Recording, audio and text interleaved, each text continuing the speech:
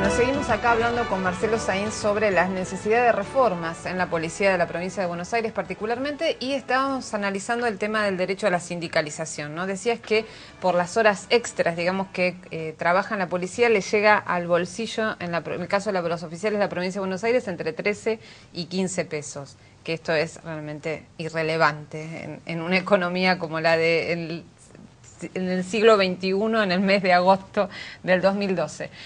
Lo concreto es que vos decías, bueno, hay que garantizar dos derechos antes del derecho de huelga, ¿no? El derecho a defender las condiciones, a poder negociar las condiciones laborales y establecer la posibilidad de convenciones colectivas. ¿Existen experiencias en otros lugares de convenciones colectivas de trabajo de las fuerzas de seguridad? Bueno, hay pocas experiencias porque no cuentan la mayoría de los países donde la sindicalización policial es un hecho corriente, y está claro que son todos los países desarrollados, donde tienen las policías con mayor nivel de inversión, mejor nivel de capacitación, mayor nivel de inversión pública en cuanto a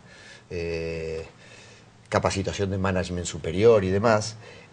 No cuentan con la legislación sindical de nuestro país, y nosotros estamos pensando la sindicalización en la aplicación plena de los trabajadores policiales de la ley de asociaciones profesionales. Claro.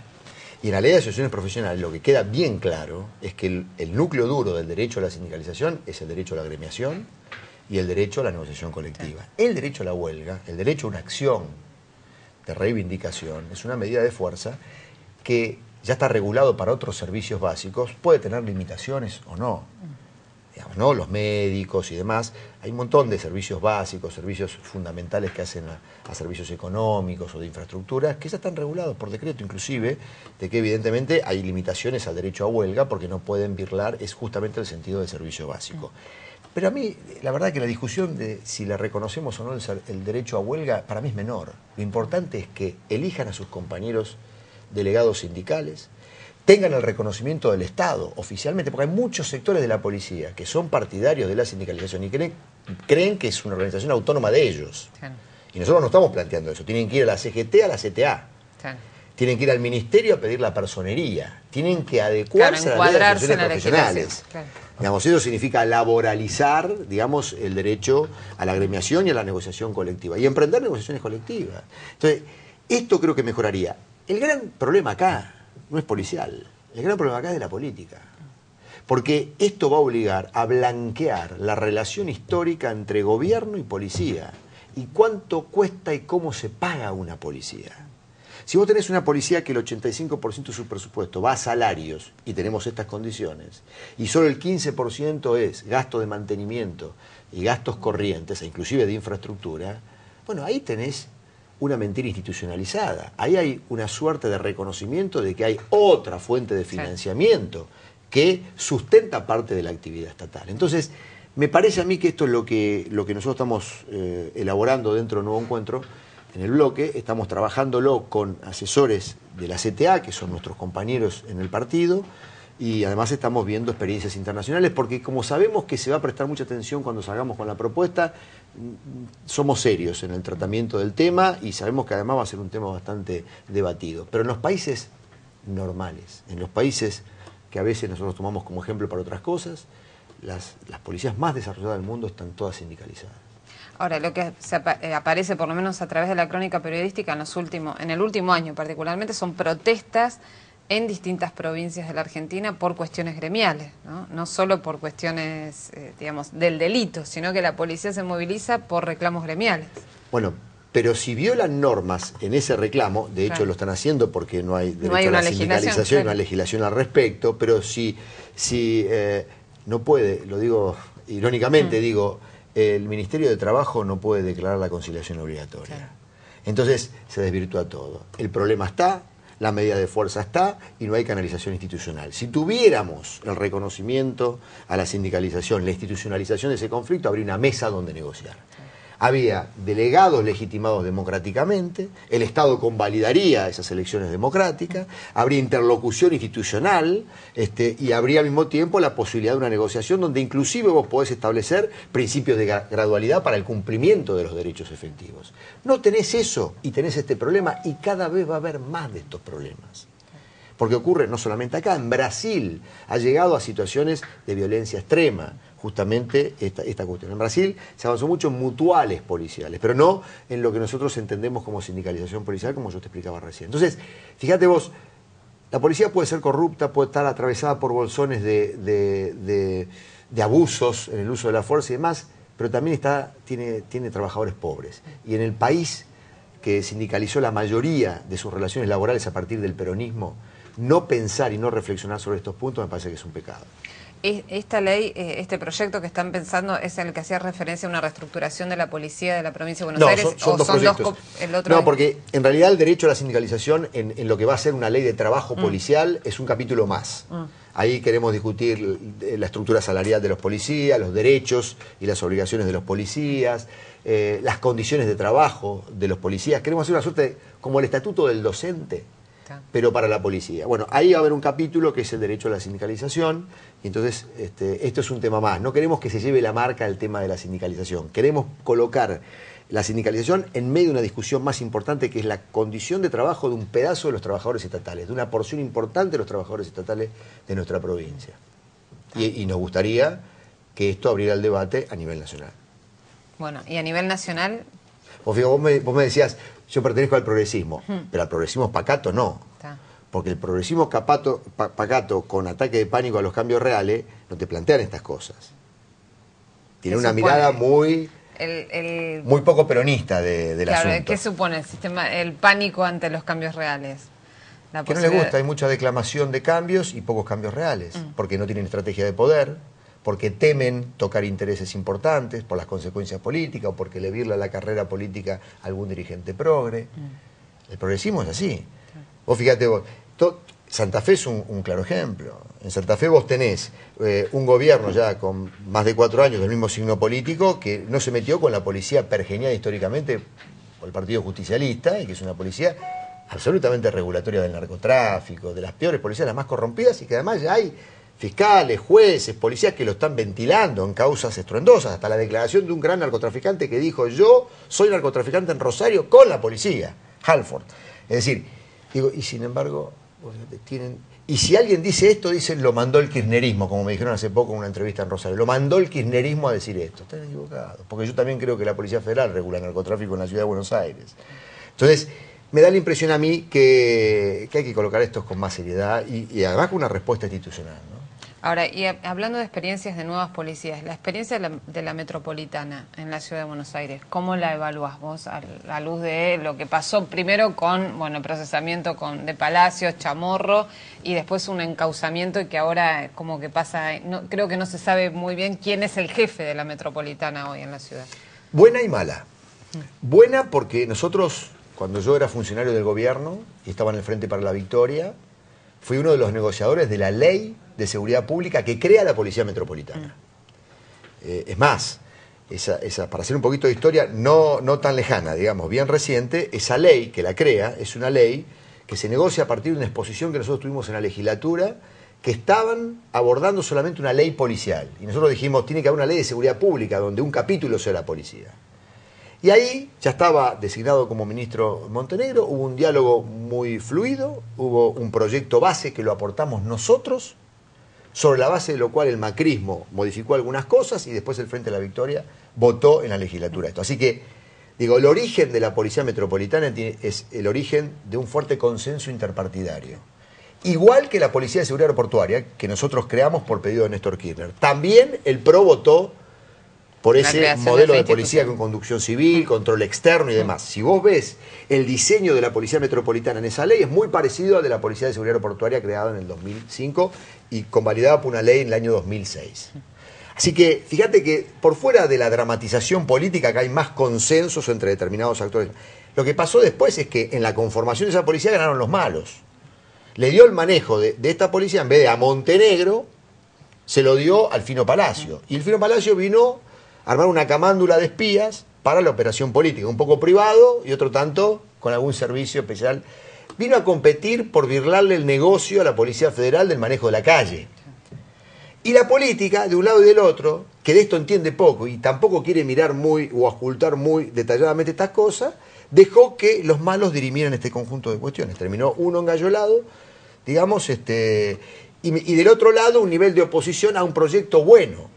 Fíjate cuando se designan un jefe civil, que era Bursaco, una persona que fue el articulador del apoyo del PRO al proyecto de ley que crea la Policía de Seguridad Aeroportuaria. ¿De acuerdo? Él fue el articulador, lo conversó largamente conmigo, una persona que en un sentido general compartimos mucho cómo se debe gestionar una policía. Lo nombran al frente de la institución. Ya había una matriz de modelo bastante tipo Policía Federal en chiquitito. A mí eso no me gustó, hipermilitarizada. Él morigeró mucho eso, porque no era partidario de ese grado de militarización de la policía, pero duró poco, lo sacaron y el progresismo no dijo ni mu. Nombraron un comisario como Jiménez, un viejo halcón de la Policía Federal. No digo ni que sea bueno ni que sea malo, digo un viejo halcón de la Policía Federal. Y yo diría que hoy la conducción política de esa fuerza la ejerce efectivamente Guillermo Montenegro.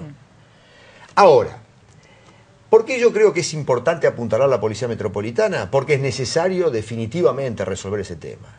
El Frente para la Victoria, yo fui coordinador en la campaña del Frente para la Victoria de la candidatura de Daniel Filmus, obviamente puesto allí por Néstor Kirchner y en ese momento Alberto Fernández, Daniel Filmus, por supuesto, digo, esto fue una mesa.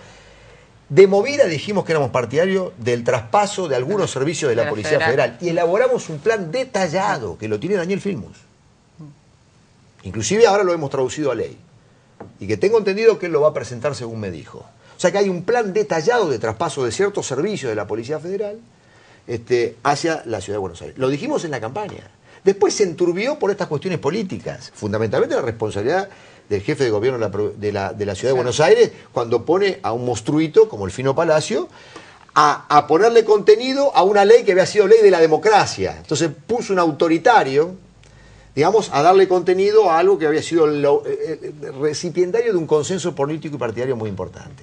Ahí es donde yo creo que se termina de tergiversar todo y habría en algún momento que retornar al camino del consenso a ese respecto, porque si el gobierno federal tuvo que intervenir comisarías de la zona sur de la ciudad de Buenos Aires, es porque allí había clara connivencia de la Policía Federal con narcotraficantes, como quedó registrado en numerosas causas judiciales. No lo digo yo, hablan esas causas judiciales, hablen con la fiscal Mónica Cuñarro y ella les puede contar, pero hablen también con el juez Torres, que lo ha dicho recientemente.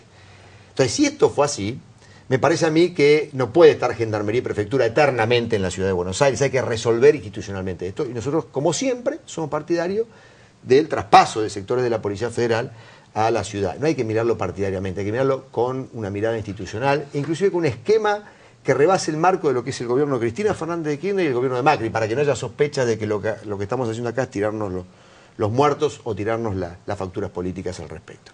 Pero en esto hay que ser serios. ¿Sabes lo que pasa?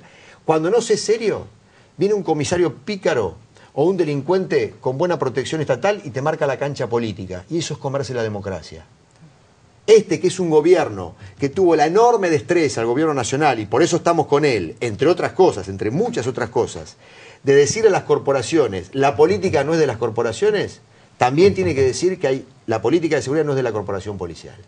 Y no se te puede colar la corporación policial por el costado o para establecer qué tipo de conflicto tenés que hacer, qué se hace y qué no se hace, cómo se regula o no se regula la relación con el crimen. Entonces, esto también me parece que es una tarea pendiente y tenemos que ser serios en esta materia. Reitero, en defensa de la política democrática, ya no de un gobierno, sino en defensa de la política democrática. Hablando de ser serios y de estas cuestiones estructurales y densas, ¿no? Otro de los temas que en la provincia de Buenos Aires, por el lado de Nuevo Encuentro, han presentado proyectos es la materia del juego y la necesidad de estatizar el juego en la provincia. Esto se choca con una decisión del gobernador de la provincia de prorrogar las licencias a los bingos en la provincia sin licitación previa y aduciendo problemas financieros. ¿Pensás que es factible avanzar en un proyecto de estatización del juego en la provincia? Es difícil, ¿no? Parece. Es difícil institucionalmente poder consensuar una posición entre aquellos que somos partidarios de la estatización en determinadas condiciones, con un gobernador que a veces uno tiene la sensación que en este aspecto es el gobernador de las empresas de juego. Y el peor mensaje que envía el gobernador es decir, yo prorrogo esto porque tengo un problema fiscal. O sea que yo, si soy bien entendido, puedo entender que lo que está diciendo es que va a resolver parte de los problemas fiscales a través del juego. Y si soy malentendido, lo que debo entender, lo que debo comprender de ese mensaje es que va a estimular el juego y la ludopatía para financiar sus desajustes en el manejo del fisco bonaerense. Terrible. Su mensaje, como todo lo que hace, el poco estratégico. Yo creo que es necesario la estatización, hay que plantearlo, pero en determinado contexto muy particular que tiene que ver con una regulación muy controlada. Esto es como diría el cigarrillo, el alcohol, no, y hay esquemas. Yo diría, hay que mirar la experiencia de Chaco. Chaco es la primera provincia donde se estatiza el juego en los últimos años y donde ha hecho una política muy cierta. Primero no creció los lugares donde se puede jugar. Brinda, no se puede jugar. Hay un management y una gestión bastante profesionalizada en la materia, con un régimen especial inclusive de personal, porque en el fondo eso es una empresa estatal, por así decirlo, y tiene que ser gestionada con sentido empresarial, pero hay una clara decisión política si el juego se ataca y en estas condiciones, no más. La experiencia de Jorge Capitanich en el Chaco es muy interesante, hay que verla. Bueno, antes de terminar, te propongo un pequeño juego de cartas. Soy muy malo para eso. No, pero esta solo tenés que dar las vueltas y no todas, alguna, elegir un personaje y decir qué te sugiere. Eduardo Duhalde. Es así, es una caja de sorpresas nuestro mazo. Eduardo Duhalde, bueno, me llamó en alguna ocasión Caín, vos hiciste mención hace una presentación. Sí. Yo acompañé a Juan Picafiero en el Ministerio de Seguridad cuando él era el presidente de la Nación y yo tenía clara certeza de que el gobierno nacional, presidido por él, encabezaba todo un embate en materia de seguridad pública contra Felipe Solá y su intención de ser reelecto, lo que después logró democráticamente. Para mí es un pedazo de historia este señor. ¿Ya fue? Sí, ya fue. Es un pedazo de historia. Y ha sido el modelo del conservadurismo moderno del Partido Justicialista en los últimos años. Yo diría, en materia de seguridad pública, además fue un pionero. Es el primer gobernante que lleva el pacto con la policía al plano de política estatal. Pero también le salió muy mal, ¿no? Explícito. Bueno, pues fue víctima de ese pacto también. Y es la mejor comprobación de la inviabilidad en la democracia de ese tipo de cuestiones. Yo formé parte de la intervención de la policía de la provincia de Buenos Aires en el año 97, y nosotros, con Alberto Binder en la cabeza, fuimos los que diseñamos el nuevo sistema de seguridad pública que después se implementa, entre otras cosas, Arlañán. Eso fue una valentísima gestión de Lucho Lugones, que yo lo quiero reivindicar y lo hago siempre. Él pactó con el FREPASO y con la Alianza la asistencia técnica porque en el Partido Justicialista no había cuadros para eso. El último gran cuadro que en su gestión había llevado adelante una purga muy importante fue Eduardo de Lázari, hoy miembro de la Suprema Corte de Justicia de la provincia de Buenos Aires. Una persona muy comprometida con la honestidad y que hizo un descabezamiento terrible en el año 96.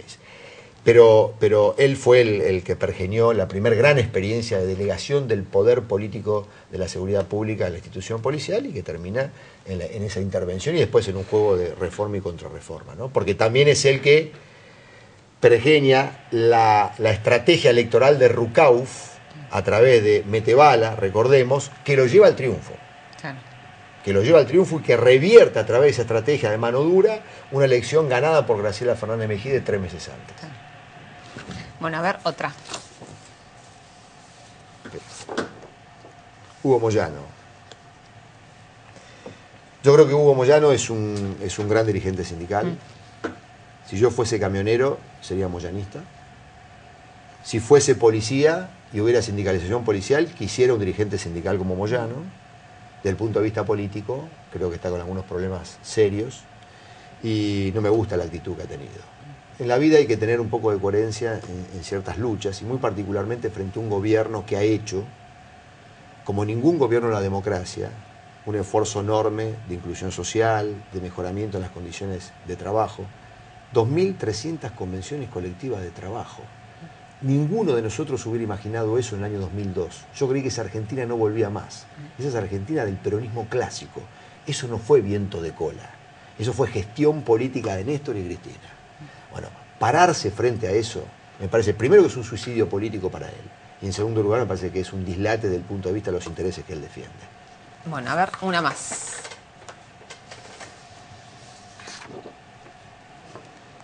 Daniel Scioli. Había muchas más, así me parece. Pero... Bueno, es uno de los, a mi modo de ver, tiene dos características que me colocan, no en lo personal, no me anida en lo personal ningún tipo de animosidad, lo digo con absoluta franqueza. Pero dos cosas que para mí me colocan inevitablemente en la vereda de enfrente, y es, primero, su estilo trivial de enfocar la política. La política es la videopolítica, la política es la falta de ideas, la falta de pensamiento crítico, la falta de proyecto, que después esto se traduce en la gestión pública, o lo que llamamos gestión pública, que en realidad es un mal gobernante, es un mal administrador y un mal gestor. Esto es así concretamente. Entonces, ese estilo, yo soy más conservador, más antiguo, la política de las ideas, la confrontación de proyectos y la capacidad de gestión. El político que no invierte en capacidad de gestión y solamente paga publicidad y asesores en imagen es un político de paquetilla, que a la corta o a la larga pierde. Digamos, porque cuando le toca el ejercicio del gobierno, se murió. A la corta o a la larga. Y él está empezando a demostrar las limitaciones de este modelo que le fue exitoso hasta este momento. Y el segundo aspecto que me parece importante es que es un vocero de la derecha. Es un hombre, es el gobernador de los sectores dominantes. Todo lo que decide, todo el instinto político de Scioli está colocado en defender empresas, propietarios rurales. ¿Por qué no avanza una reforma tributaria sobre el valor de la propiedad? De los campos en la provincia. De los campos, inclusive de la propiedad urbana que corresponda. ¿Por qué no avanza sobre ese punto? ¿Por qué tenemos un sistema tributario donde el peso, el 70% de los ingresos propios tributarios están en ingresos brutos? ¿Por qué no graba eso? Sellos, ¿por qué no graba ese tipo de cuestión? Porque es el representante político de estos sectores, por eso es un vocero de la derecha. Ha sido una pieza electoral importante para el kirchnerismo. Hoy es un obstáculo para la construcción política del kirchnerismo. ¿Crees que es un obstáculo, que no es, claramente no es un sucesor? Es un adversario. Es un adversario. No lo imaginas como un sucesor, sino como un adversario. Si es sucesor, no lo va a ser. No, estoy seguro que no lo va a ser, pero no sería sucesor de este modelo. Sería ruptura de este modelo, porque no tengo ninguna duda que volvería a la década del 90. Él y Macri son lo mismo. Bueno, muchísimas gracias. ¿Alguna otra más? ¿Querés una más? Dale. No. ¿Querés quedarte con la duda? Hablemos de democracia, no de autoritarismo. Bueno, muchísimas gracias, Marcelo Saín, diputado de Nuevo Encuentro, que nos acompañó hoy en Noches, acá, en Noches no, en Notas Verdaderas. Gracias.